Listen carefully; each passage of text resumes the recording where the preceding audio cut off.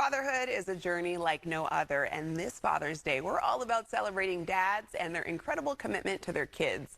Today, we'll hear about a national campaign and how it aims to make a difference in the world of fatherhood. Let's welcome the CEO of Fathers Incorporated and director of the National Responsible Fatherhood Clearinghouse. We have Mr. Kenneth Braswell. Hello, Kenneth. Good morning, and thank you for having me. Yes, happy to have you on. We're excited. Father's Day is just around the corner. So tell us about the DADICATION campaign. What's it all about? What is it all about, and why does it matter? So the Dedication campaign is a public service awareness campaign to really bring forward the narratives of dads, right? And so we started this campaign 5 years ago. And in that campaign, when we started, we were dealing with the more serious issues around fatherhood, whether that was coming home from an incarcerated situation, addiction, not having a job, just simply struggling in life, right? And so as we continued to tackle some of those more tougher issues, we decided this year that we really wanted to touch something much lighter. And we also wanted to focus on young dads. And so this year we decided to uplift some narratives from 3 dads around the country who are just telling beautiful stories about their first encounters with their children, whether it was the first time they heard them say dada, or the first time they saw them ride off on the bike after trying to teach them how to ride a bike, or the first time hearing their child say, I love you, or I'm proud of you, any of those kinds of things that really strike at the inspiration that we want our fathers to have. Oh, I love that. And I love that we're uplifting the dads. So in that, where can dads find fatherhood support services and programs?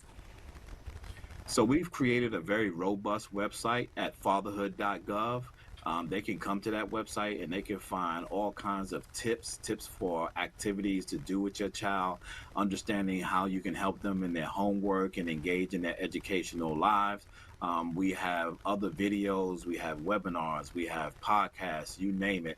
We also have a program map, which for dads who are looking for services in their local communities can find where programs are in their local spaces to be able to get fatherhood programs and fatherhood services. In addition to that, where there are places around the country where there may not be fatherhood programs, we have a toll-free number that our dads can call and talk to our folks within our agency that will help connect them to services that may be in their community, might not be there specifically for responsible fatherhood, but can help them nonetheless. Yeah. And you were talking about those special moments that dads get to have, whether it's their kids saying dada for the first time or teaching their son how to ride a bike. What are some of the awesome benefits that come with having an involved and engaged dad, Kenneth?